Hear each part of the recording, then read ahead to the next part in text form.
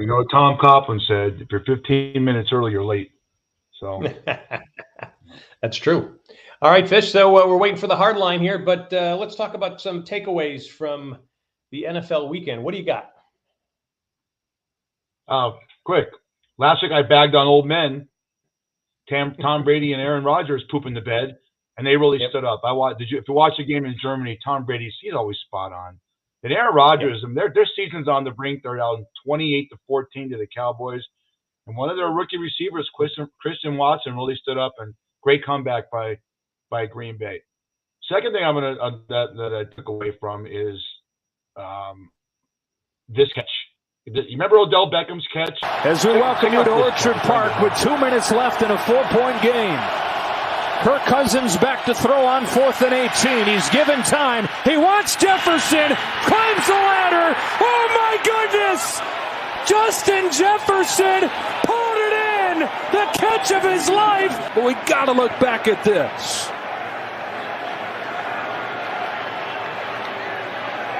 How does he maintain possession all the way through, not allow that ball to hit the ground, and he just steals it from Cam Lewis? Foul.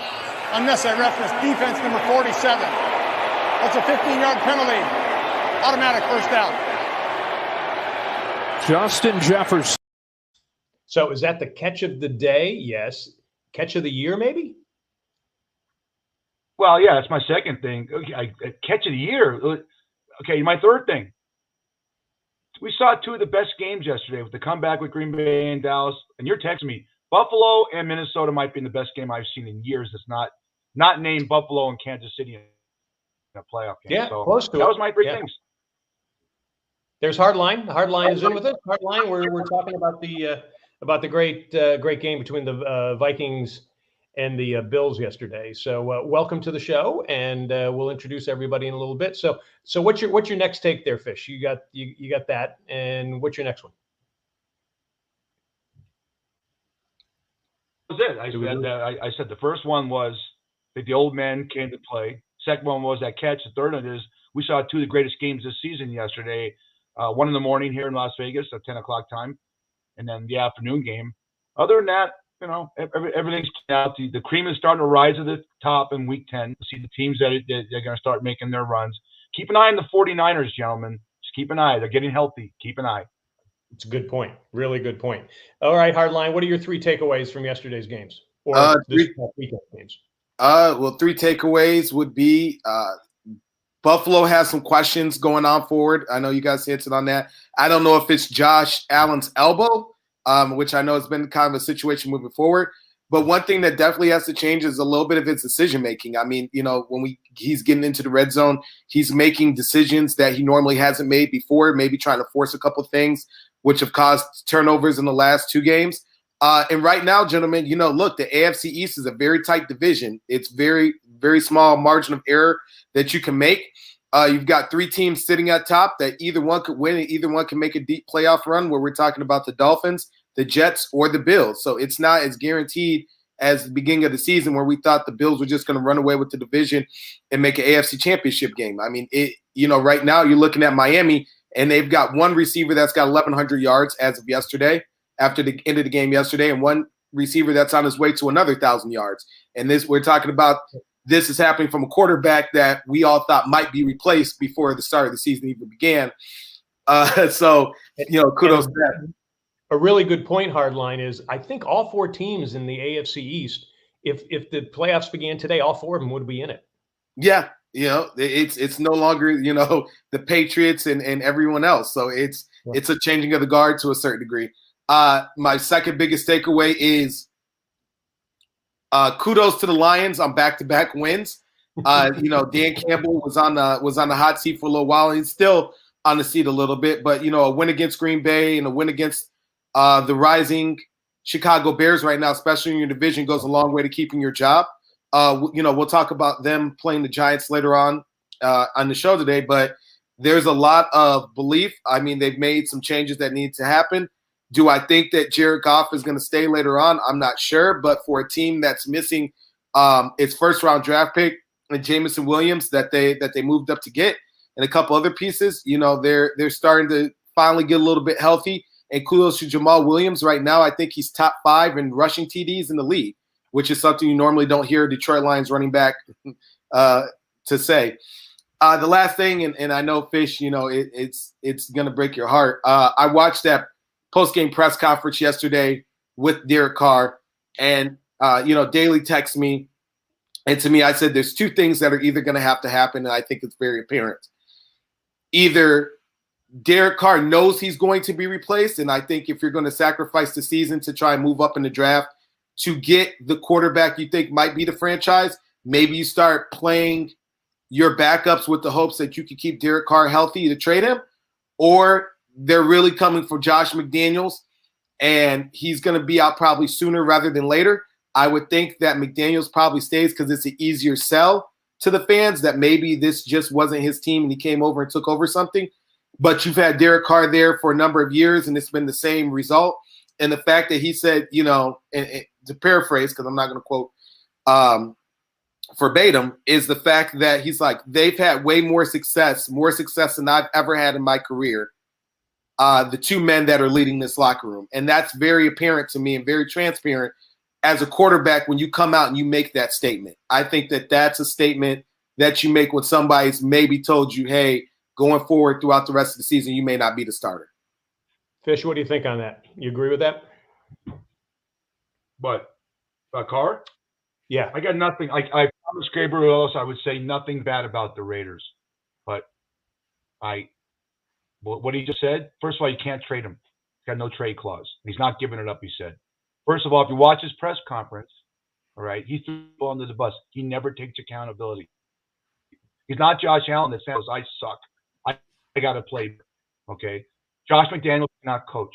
It's obvious that it's got to be an explosion. If you want me to talk bad about the Raiders, I'm not going to mention the guy's name, but it always starts at the top. We have the most losses in the league. I say this every time for the last 12 years.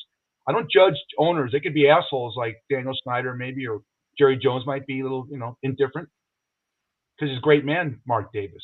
I judge him by wins and losses. Carr is 19 games, 500. It's not the reason. Hardline. I want to get off there. I want to get to Daly's takes. The Raiders are last. First time in the history of the NFL. They're last in every defensive category. A fucking guy at a high school called plays named Parks. He's never called plays in a game before, ever, at any level. Yeah. And the Colts had 440 yards offense on that Raider defense. Carr was 24 out of 37 for 275 yards and 2 touchdowns. Yeah, he suffered. It's not all his fault. You cannot win with the last-ranked defense every year. Sorry. Yep. All right. Let me give you my 3 takeaways here. Vikings, Bills, again, I think it was the best game of the season so far. Gutty battle, both sides. I thought what was interesting in Fish, when you showed that the video of Justin Jefferson making that incredible catch, Cam Lewis, good defensive back. I mean, he was in great position. I think that Cam Lewis actually helped him hold on to the ball.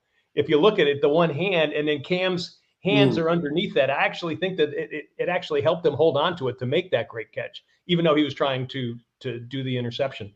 And I agree with you, Hardline. I think both Josh Allen, I think Kirk Cousins, at times in really important times of the game, both of them, either Cousins was tripping over someone's feet or,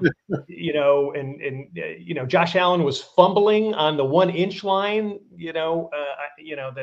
that was unbelievable. Go ahead, Fish. Well, I'm doing a moratorium. Josh Allen just lost his MVP bid with that game. You can't, but the fact that the pundits in this morning are saying that Justin Fields is having a better season than Kirk Cousins, I can't listen to them. I'm done. I'm boycotting all the morning shows, all right? Kirk Cousins had a great second half. They're 8-1.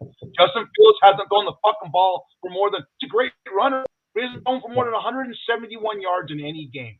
That being said, I want to take your time. These are my 3 top MVP candidates right now. Don't laugh.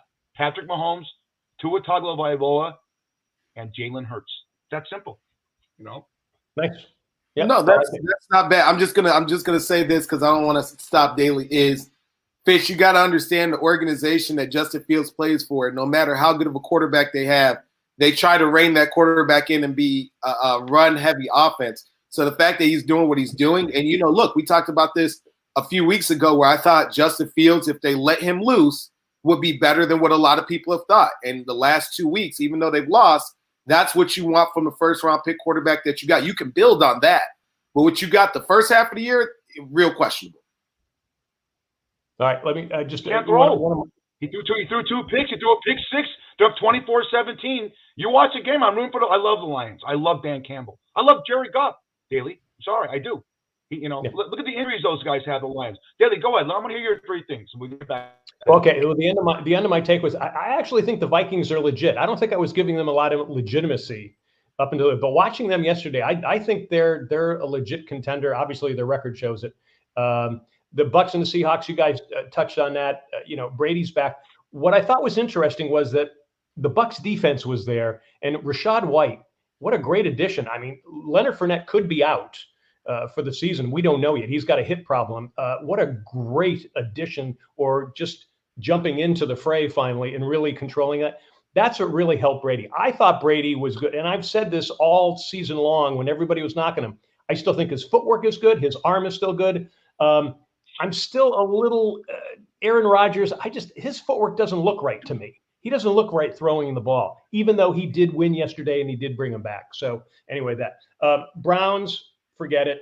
So my question to you guys is on the Browns, Deshaun Watson starts practicing today, and he could be playing the first of the month. Do you think the Browns bring him in as the starting quarterback in early December? I'll go first. Let me get their game. They're playing this week. They are playing a tough team. Cleveland's playing Buffalo and Buffalo. That's a loss. That means they're going to be 3-8. And then Thanksgiving weekend, Cleveland plays. I just had them on here. Lions.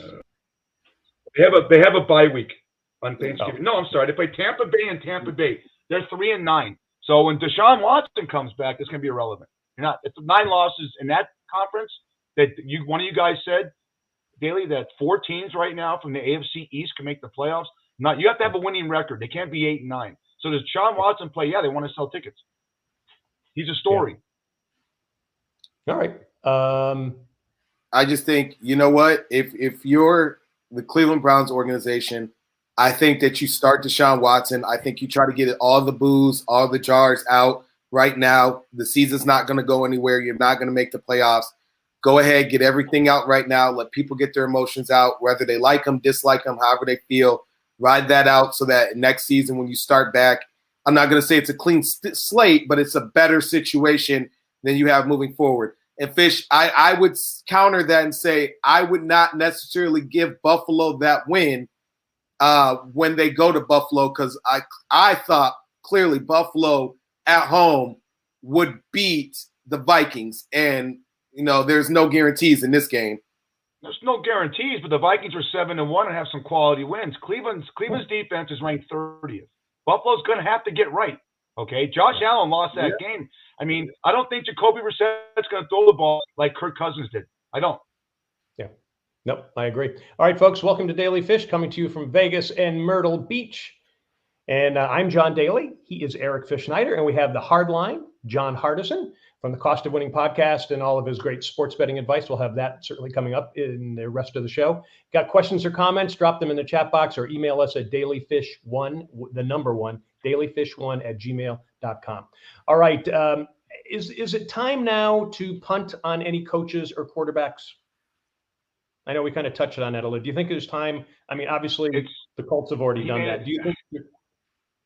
He made a great point, Hardline. Is a coach sexier than the quarterback? Yes, but there's huge chatter that McDaniels lost that locker room. So you bring in a rookie quarterback in a market that's already losing people. There's empty seats in that house. So you're going to choose a coach sometimes over a quarterback if the coach shows signs of the team playing competitive and doing. The Raiders are Einstein. What did Einstein say? Was it Einstein said the definition of insanity is doing the same thing over and over again and expecting a different result?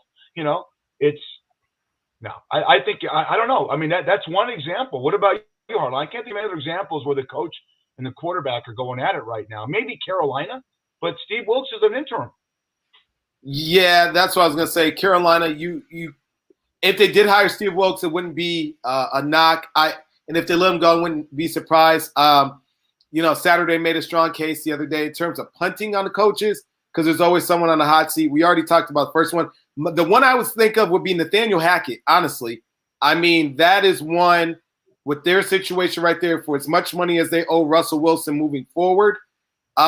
He could definitely be out after one season. It has not gone very well for what they thought. Their pass game is atrocious. Their run game is atrocious.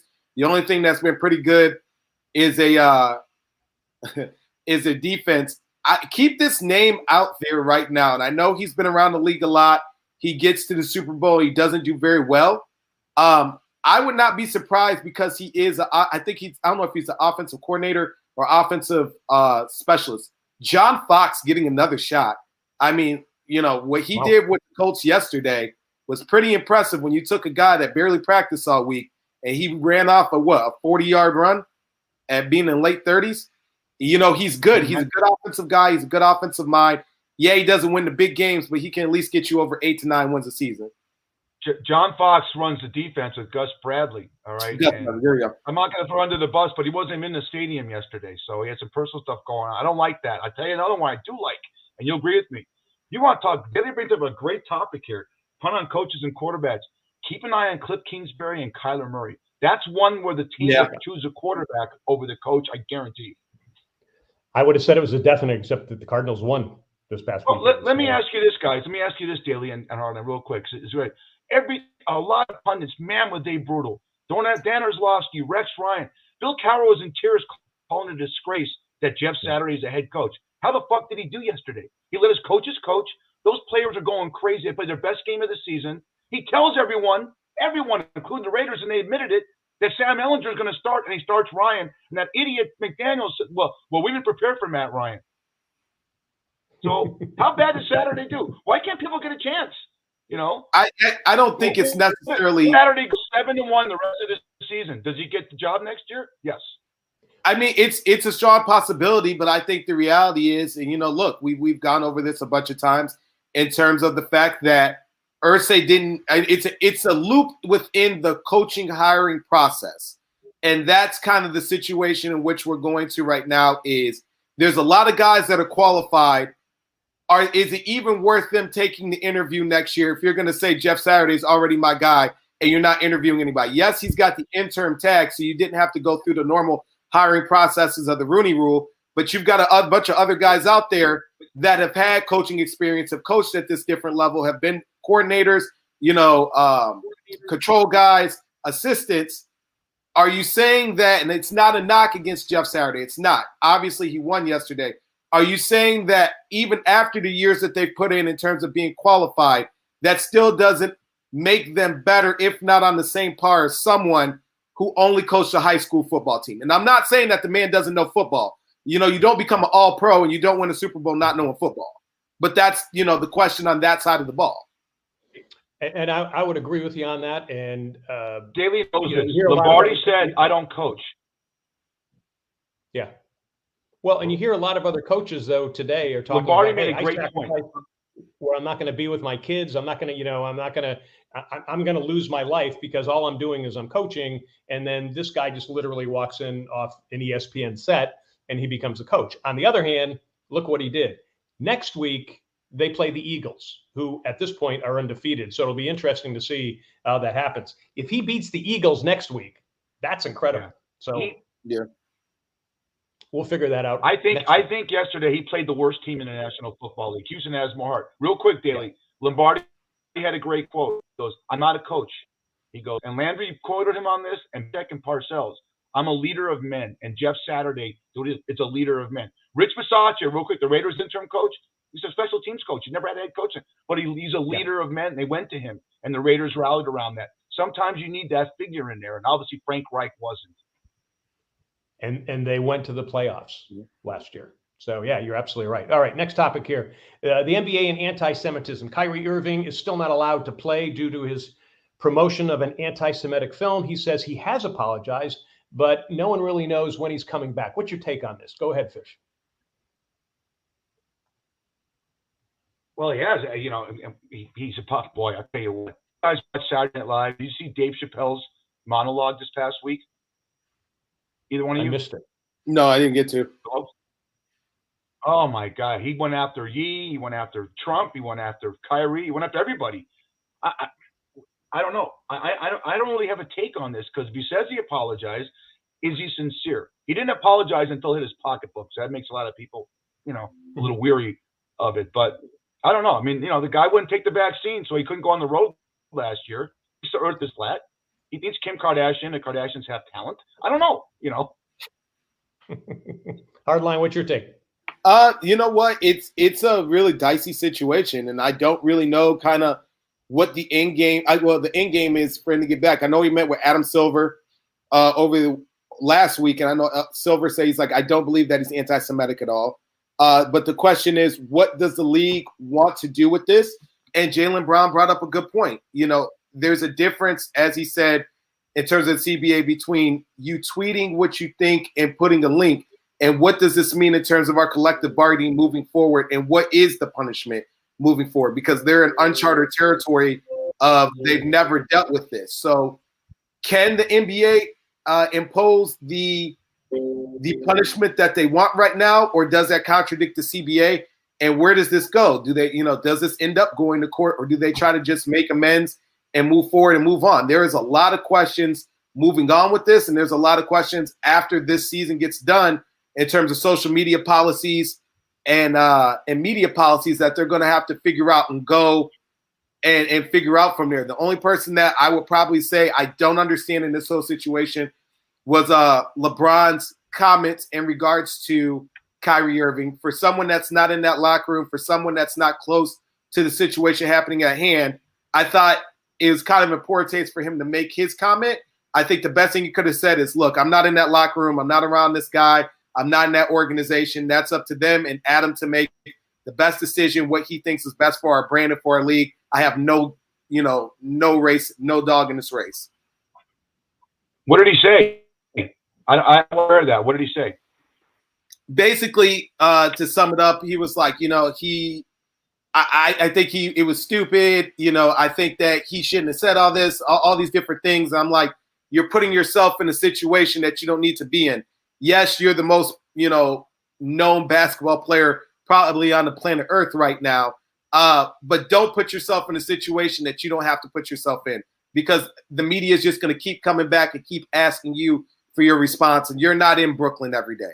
That's a Kyrie Irving, Joseph Tassi, Sean Marks, Adam Silver situation. And look, the headquarters of the NBA is in New York. Let them deal with it there. Yeah, I see what you're saying, but I do think someone like LeBron deserves his opinion as well. I think Kyrie deserves his opinion, as uneducated and as stupid as it is. I think they should have it. But you're right. I think it's going to be between the Players Association and the league to kind of figure out exactly what's going to happen there. All right, let's move on. College hoops predictions. One of the great things about the end of the World Series is that college hoops is coming up. They played on an aircraft carrier, Gonzaga and Michigan State this past weekend. Great game to watch. Kind of weird as far as hitting a three-point shot. But let's give our Final Four picks since we are there. Fish, you want to go first? North Carolina, Houston, Baylor, and UCLA. Baylor's the most physical college. Remember last year? It's hard to even get in the key on those guys. They're the most physical college basketball team I've ever seen.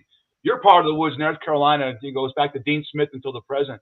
They always put someone. What's the one? I can't pronounce the kid's name. He could have gone pro, but he didn't. Loaded. Yeah. Yeah. That's it. You want Final Four? Yeah. Go for it. Go for it, Harline. What do you got? So I'll say, because it all depends on how the brackets are set up. So this is Arkansas, UCLA. I'll take North Carolina, and I'll go Gonzaga just because they get a lot of love for some random reason. But I'll go with that. But, look, this might be – I'll phrase it this way. This might be Gonzaga's last shot, because if they ended up moving to that Big 12, it's a lot harder than that WAC. Yep, that's true. All right. Here are my four picks. I'm going with Kentucky to win it all.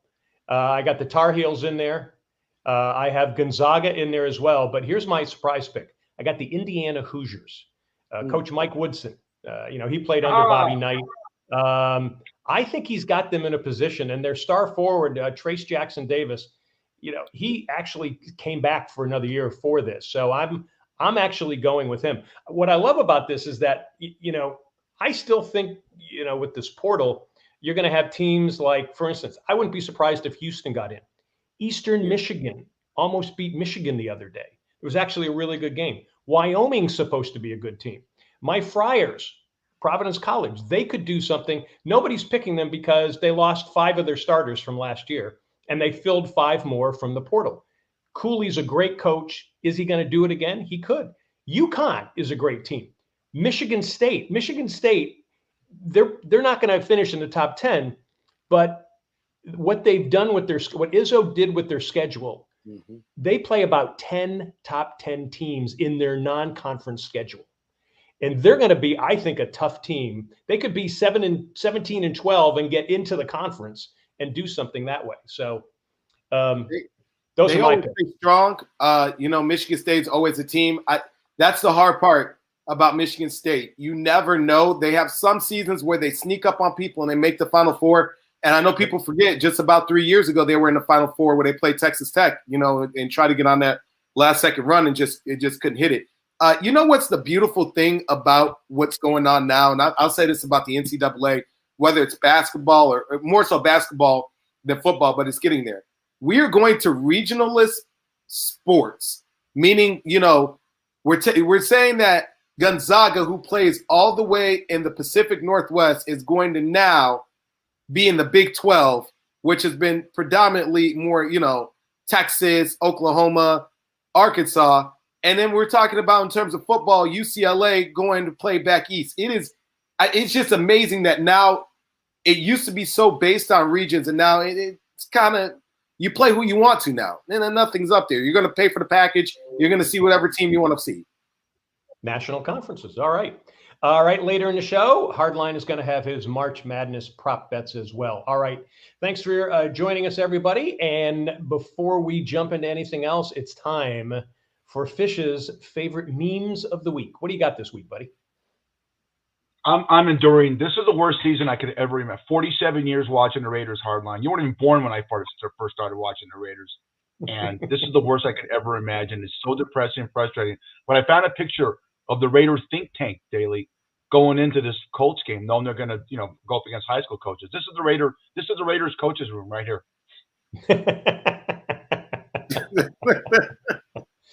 Nice hairdo. That guy's going, hey, Hardline, you got to play for me? What's your over? What's your over on UCLA, Arizona? No. All right, and then on the Raider theme, sorry, Gabe. Check this. This is great.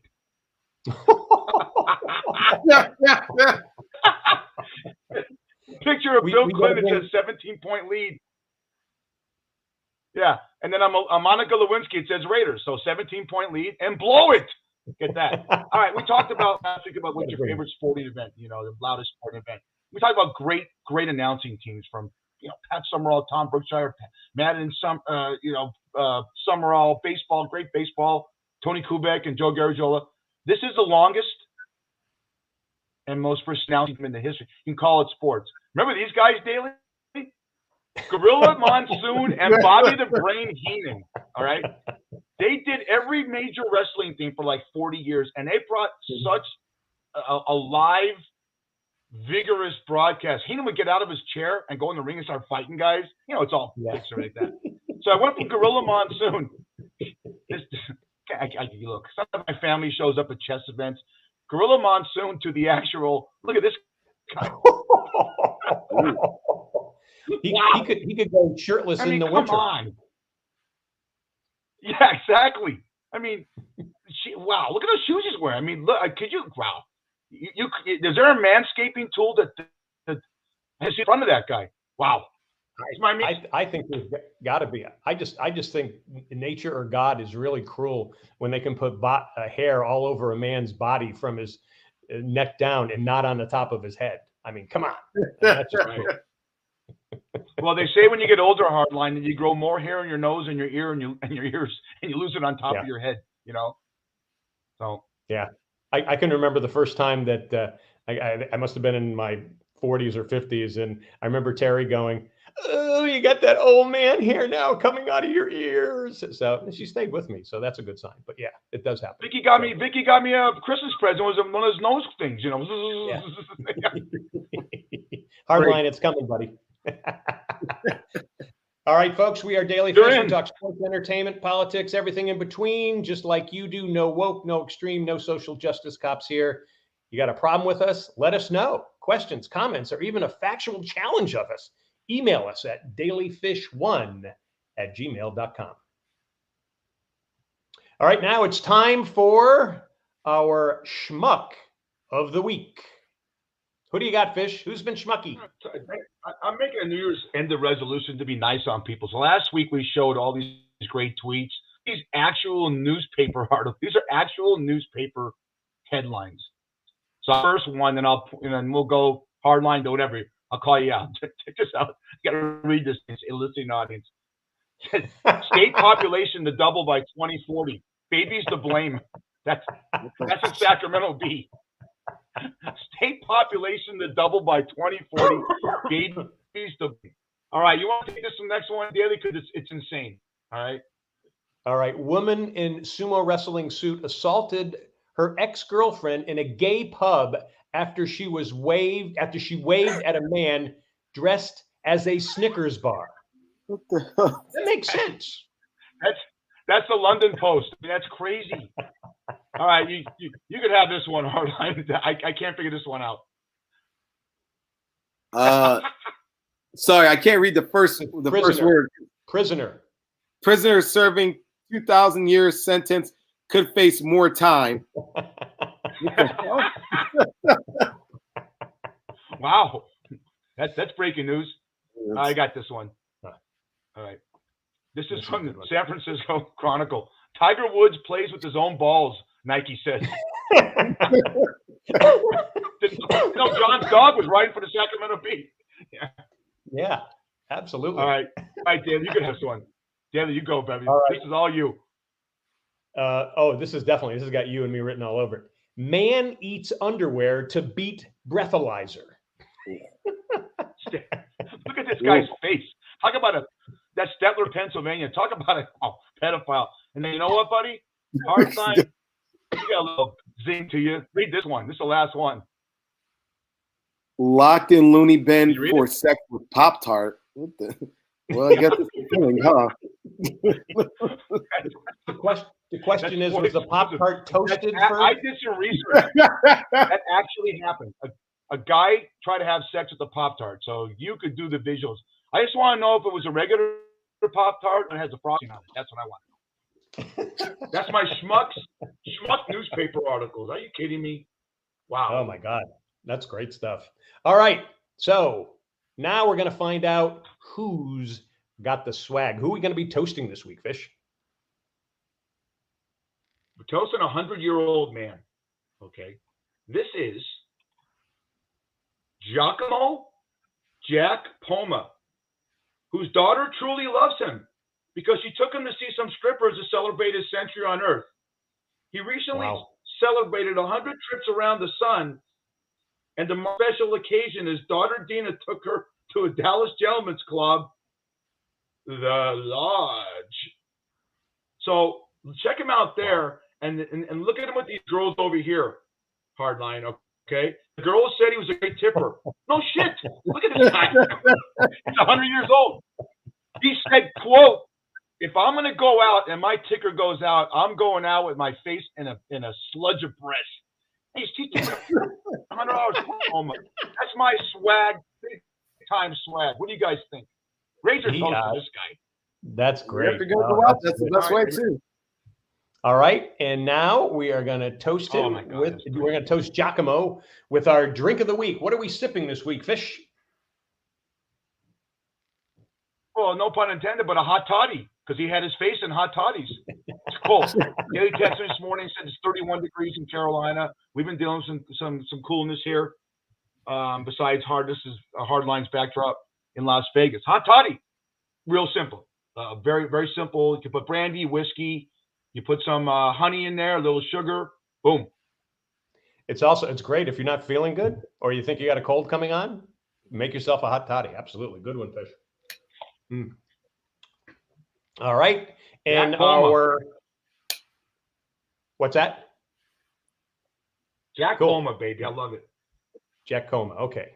So our Daly Fish drink of the week is sponsored by Shucks Tavern in Vegas. Great seafood and drinks in 2 locations.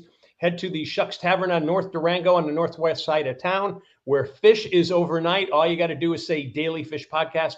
You get a free drink. Do it the next day, a free appetizer. That's Shucks Tavern. Check out Shucks Tavern on Facebook.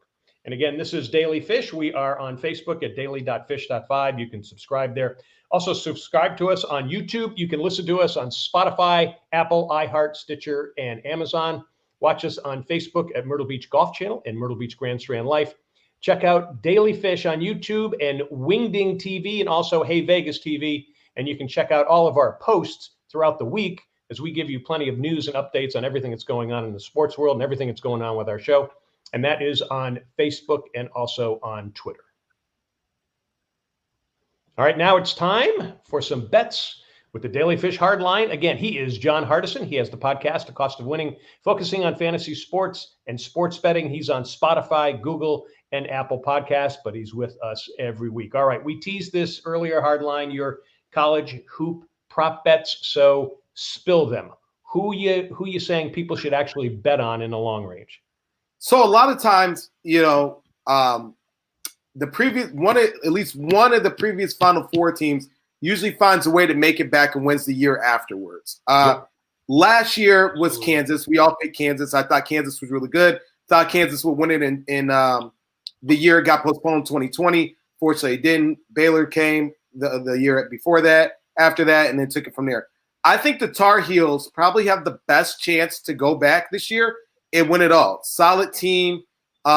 Great for Herbert Davis in his first year being at the helm, taking over for Roy Williams. There was some questions. Would he be able to sustain the program or hold him at such a high caliber? And he did a magnificent job last year. With that being said, I probably would bet on them as UNC is heavy favorite at plus 1,200. The next team that I really like after that is Arkansas. For some reason, they don't get a lot of love, but they're a solid program. They've been in the Elite Eight not last year, but 2 years before that, 2 years in a row. I think that they're a solid program. I would go with Arkansas as well. And then to round it off would be UCLA. UCLA is a magnificent team. Unfortunately, it fell to Gonzaga. That was one of the issues that they had kind of going forward, that back and forth game with the big shots at the end. I think that they could run the gambit as well. Again, it all depends on who gets put in what bracket or what side of the bracket and where it goes, and that makes a huge difference. All righty, sounds good. All right, let's go to Monday Night Football. The Eagles are still undefeated. They got the Commanders. What are you looking at that? You know what? Here's the thing. It's easy to write the Commanders off, and I know they're a 10.5-point underdog to the Eagles. I'm going to hedge, and I'm going to say the Eagles will win on money line. It's minus 550, but it's a divisional game. And regardless of how bad teams are, it's a different type of game when it's a divisional rival that you have. Do I think that the Commanders will beat them? No, but do I think they might keep within that 10.5-point margin? It's possible. It's hard to bet against Jalen Hurts, A.J. Brown, and Smith and Goddard, but at the same time, at some point the wheels are going to fall off. I don't think that this is a team that's going to go undefeated throughout the regular season. I think at some point they're going to get a loss for their confidence, and I know a lot of people don't like this. I think it's better to lose early and to build back up than it is to lose late and go a little bit into panic mode. Makes sense. Interesting, because if I had to pick right now who I think the best team in the National Football League is, and when they get healthy, it's the Baltimore Ravens. That they are going to be on bottom playing the Panthers this weekend, a 12.5-point favorite. Give it to us. So it's come out today that P.J. Walker won't be the starting quarterback. He has a high ankle sprain for Sunday's game. Again, this is early on. We don't know necessarily moving forward if anything's going to change, like we saw with the Matt Ryan situation or with Josh Allen last week, where we were told they were going to be out even leading up till Friday, and then there was a switcheroo kind of going forward. But look, Butthead Baker is taking over at the helm. We're going to see kind of what he's able to do. with this team. I don't think there's much to this team. I don't think it's going to go really much anywhere. I don't think they have an answer for Lamar Jackson. I don't think they have an answer if Mark Andrews comes back. I think that Baltimore wins this game resoundingly, and I think they cover the 12.5. All right. Also, next Sunday, a game that we never thought would be that interesting, but the Lions and the Giants, and the fact they're both coming off some pretty interesting wins as well. So what are you picking there?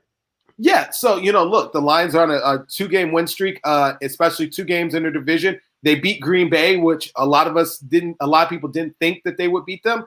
Look, we told all of our fans to take the Lions last week, plus 3.5, and they covered. Again, they won against the Chicago Bears this year, the same Bears that beat the San Francisco 49ers, who are looking really good this year because they're starting to get healthy right now. I think that the Giants are a very good team right now. They're sitting in the wild card spot, or is still in the hunt right now. Nothing's over and done with, especially because they're keeping pace with Dallas. And you know what? As funny as it is, Detroit's still in the wild card hunt as well. I just saw the visual yesterday that they're still in the hunt. But I think the Giants get the edge. I don't think Detroit has an answer for how good the Giants' running game is. I think a lot of people haven't really looked at how good the Giants' running game is this year because they're top 5 in rushing the ball.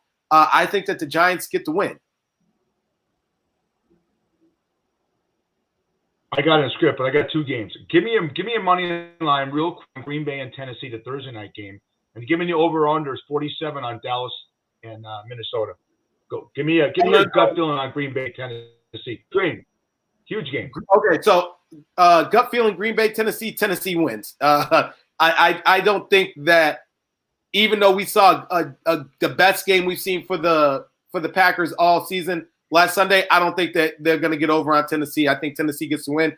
In terms of Dallas and Minnesota, I think that it's going to go over. I mean, look, both of them have great receivers, high-powered offenses. And as crazy as this sounds, I think that Dallas looked better on Sunday without Ezekiel Elliott than they have the rest of the season with him. Interesting.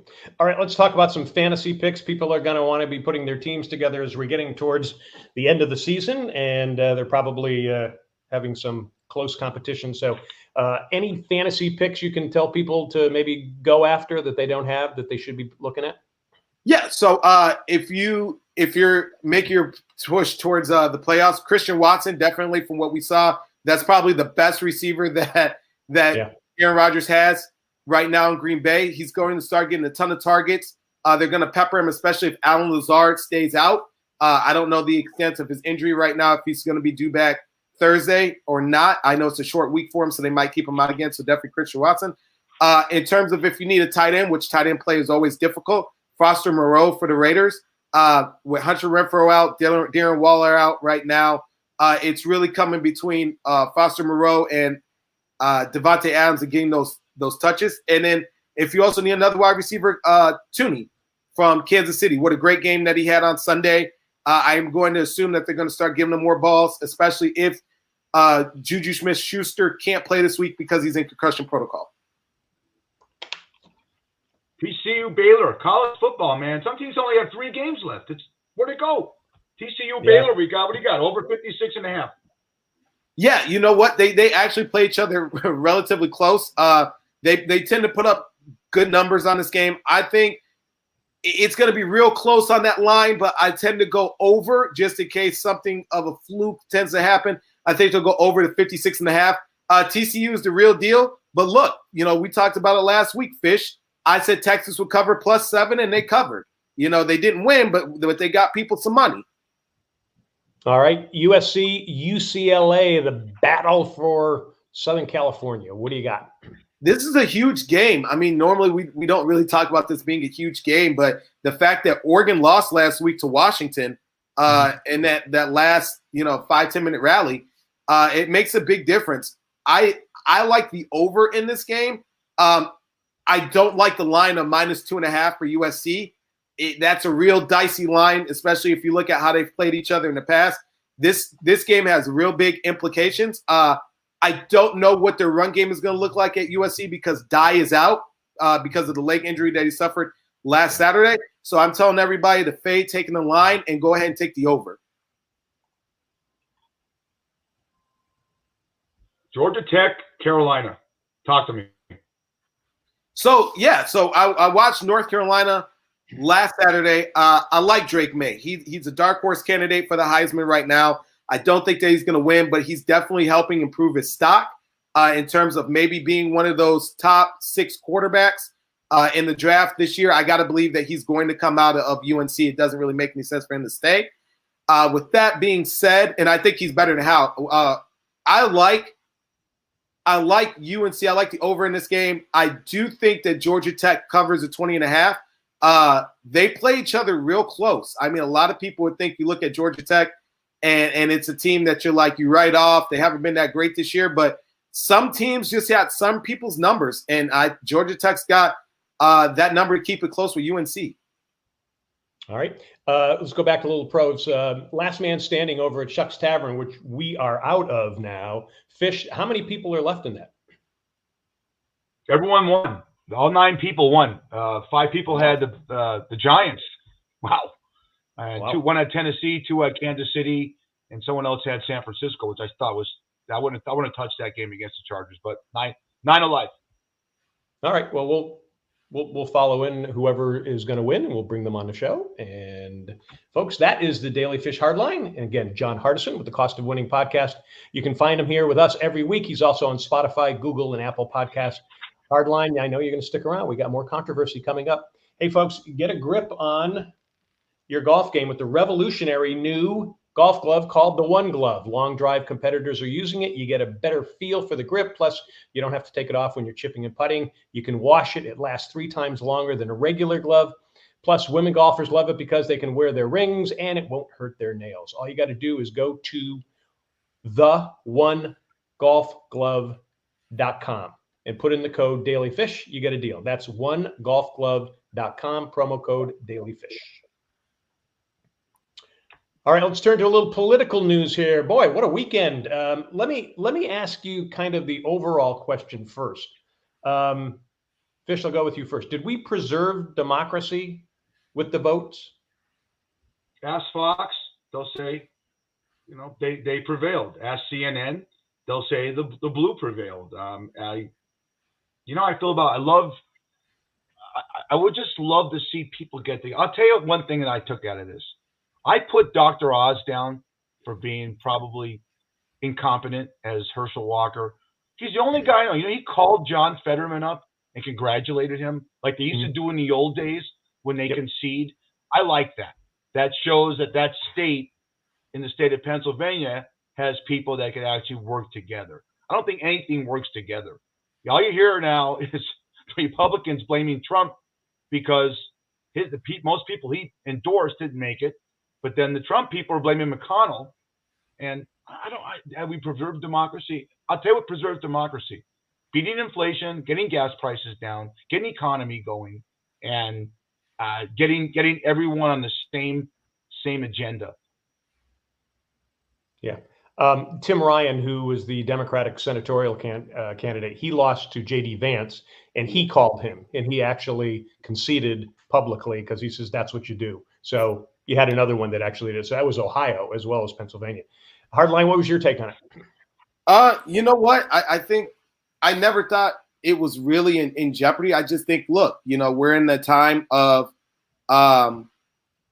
everybody has to be right? Like we said, this red wave that was supposed to be coming in, people pointing fingers, people blaming. And look, I was listening to the radio last night, and there's a lot of questions in terms of the Republican Party, where it moves forward. If Trump decides to run, what does this mean? DeSantis not polling well across the nation, but he polls really well in Florida.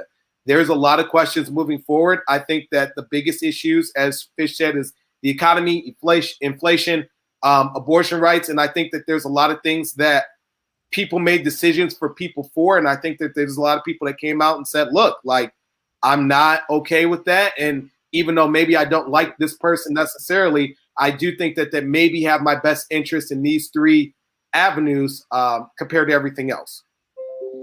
My gut tells me I still think the Republicans are going to hold the House or take the House. I think they're going to be up maybe about 3 seats.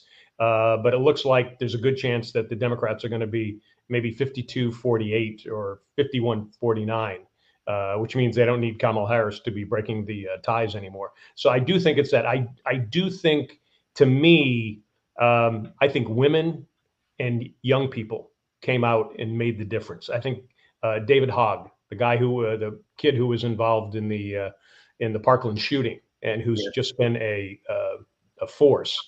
I think he got a lot of kids that were 18 years old out to vote, and I think that was the turning point of everything there. I mean, you just didn't get them in all the polling that came out, and so I was a little surprised when we talked last week. I thought I really wasn't certain, but I had a feeling that it might swing a little bit more blue than what they were expecting. So wasn't really surprised. So let me ask you, in your state, or my former state in Nevada, right now you're going to be bringing in a Republican governor who was the former sheriff there, Joe Lombardo.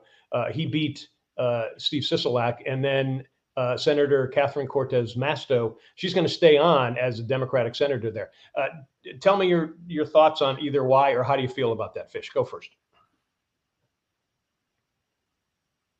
I would have predicted both happening. Sisolak pissed a lot of people off in my industry, the bar industry, when he kept the casinos open and closed the bars and restaurants down, saying the bars and restaurants are purveyors of COVID. But no, 5,000 people walking on the casino floor isn't. But he had the culinary union and he took Clark County. What Lombardo did was took everywhere else. I was shocked because most of, hardline, 3.7 million people live in our state and 2.5 million live in Clark County. So, look, I wasn't shocked at that. I wasn't shocked at Masto beating Laxalt at all. Hardline? So Sisolak losing wasn't a surprise to me. We talked about this previously. From all the signs that said sacked Sisolak over the last couple of years to a lot of people saying the way in which he handled COVID in terms of the bars, there were a lot of people that were really upset with the way in which he did things. And look, I get it. It was unprecedented times. But I knew that he had a real uphill battle, even as the incumbent in that position. Cortez Masto, I mean, it was close. It wasn't like she blew him away. I mean, Laxalt kept it real close in terms of that. And so, look, she's got, even though she won the war in terms she won the battle, but, she still got the war ahead of her. There's a lot of things that maybe she's got to tap into on the other side where she's got to figure out how to win some more of those votes. In terms of Laxalt, I wouldn't be surprised if maybe he finds something else or maybe he reruns again later on. I mean, the fact that he kept it that close, who really knows? But in our state, I'm not really surprised how it went. I'm more interested, and you asked me before, like, what did I think about Beto O'Rourke? I didn't think he was going to beat Greg Abbott. I didn't think that Marco Rubio would lose. I didn't think that Ron DeSantis would lose. The one that's really interesting to me is just the race in Arizona and between I think it's Hobbs and Kerry Lake, and seeing kind of how that's going, because it's still, I don't think is it done yet? Did they finish counting it, or are they still trying to figure out everything with that? Not yet. Nope. Yeah. Still got a couple of days. Fish, go ahead. You had done something. by next month. I got addendums. One, you just said that Masto did not blow away Laxalt, right? You can't. That's ever gone. Okay, ever. Come on, goddamn computer. Did it go on? My computer. Yeah, we have a minute. There you go. That's the only one that got blown. I can see you right there. Yeah. Does Raphael in Georgia? Does Raphael Warnock not look like the actor J.B. Smoove that's on Curb Your Enthusiasm and all those Caesars Entertainment commercials? Yeah, he does, man. He does. It's amazing. I thought, oh my God, and that's a con. I cannot wait. December 6th. I got a question for Daly. December 6th is that run up. Daly, was there any race that surprised you throughout the country that of the outcome? Was there an outcome of the race that surprised you? There was one in California, Katie Porter, who is a Democratic House. She's a representative. She's great. I thought she would blow them away. I think she won. She barely won. I think the Kerry Lake one. I thought Kerry Lake, based on all the stuff, and Bill Clinton winning over. Stop saying blowing them away. Kerry Lake. I actually thought Kerry Lake was going to win by a lot. I was surprised that Arizona didn't give it to her. What was interesting to me, and I just want to come back to the governor's race in Nevada, was the fact that, to me, Joe Lombardo counteracted what Trump said as far as that the 2020 election was thrown. And I think that helped him in many ways, because I think everything you said about what was going on with Sisolak, that a lot of people, and it's rare that you're going to have somebody that's going to win more than 2 terms as a governor in a state. People are just going to be pissed off at you. But I think that's what helped Lombardo, was that a lot of people came over to his side because, he's not an election denier. So, and he's also a law and order guy. So there's a lot of states, especially purple and red states, that are looking for law and order. Look at the state of New York. State of New York and Long Island. I mean, that's a blue state. There were 5 districts along Long Island that all went Republican. So that was another surprise to me in seeing that. But for the most part, I'm not surprised. I heard a lot from women and young people that I didn't think a lot of people were paying attention to. And I think that, if I'm going to go back to anything, it was the Roe v. Wade overturn. I think that was the key to everything right there. If you're going to pick, there's a lot of other. I'm ignorant to both you guys. Was it a high voter turnout? I went on election day, and I was in and out in 4 minutes. Yeah. So for an off presidential election year, it was a very high turnout. Yeah. Okay. Good. Yeah. It was. I with Lombardo, and I'll just put it this way. I think you're right in terms of the Trump thing. I do know that Trump was saying, I know they had some controversies and him talking about pulling his endorsement of Lombardo, in terms of him not saying, Lombardo not saying he was a great president or a great guy or somewhere along the lines of that. But I do wish Lombardo the best. Do I think that he's going to win moving forward? I really don't think that he's going to get a second term. I think that it was just a situation of, I dislike this guy this much, so much that I'm forced to vote for you, but I don't think that Lombardo is going to get past this after this first term, unless he does something miraculous. I don't think so. And I'll put it this way. Huh? I'm sorry. Trump's going to announce tomorrow from Mar-a-Lago that he's going to run in 2024. Yeah. That's the breaking. We broke the breaking news on Daly Fish that Jeff Saturday was the coach. Yeah. And everyone looked at him, what? Get text. I'm hearing all the tea leaves say that Donald Trump's going to announce he's running. And get ready for all that media shit show and stuff like that. Yeah. So let me just give a goodbye to everybody. We're Daly Fish coming from Vegas, Myrtle Beach. You can watch us on Facebook at daily.fish.5. We're also on Facebook at Myrtle Beach Golf Channel, Myrtle Beach Grand Strand Life. Check us out on YouTube. We're also on Wingding TV, Hey Vegas TV. We are on Spotify, Apple, iHeart, Stitcher, and Amazon. And you can use all those channels to hear our interviews as well. Email us at dailyfish1@gmail.com. Okay, we got about a minute left. So my question to you both is Trump done? Even though he's announcing for presidency? Is he done? No. I think that there are some people that are very, very strong-willed with him. And look, there's a lot of people that even though they'll say it to your face that they think he is, they'll still vote for him behind closed doors. No, I don't think he's done. Fish, what do you think? Well, every pundit when the election ended, I'll make this real quick, said that there's going to be 27 indictments on this guy. And still is holding over him. Yet these same pundits said he's running for president, and who's he going to face if he beats out DeSantis? So I don't know what to believe anymore. I can't listen to the news anymore. We talk about this time. Can't do it. Yeah. I think Trump's on the backside. What do you think? I think the fact that he lost so many of those races, really J.D. Vance was the only one. There might have been one others in there, but he lost so many of them. I think he's on the downside, and you're starting to hear Republicans coming out and saying, "Hey, you need to step back." Republicans are really rallying around DeSantis because he was Dade County in Miami, which no Republicans ever done that. He swept that state in every district, and what he is a really educated Republican. Is going to stay off Twitter and not make fun of people. So I don't know. Who knows? Who's going to? All I'm going to say. 30 seconds. Yep. All I'm going to say is this. I'll leave it at this. This sounds just like 2016 again, where everybody wrote him off, and look what happened.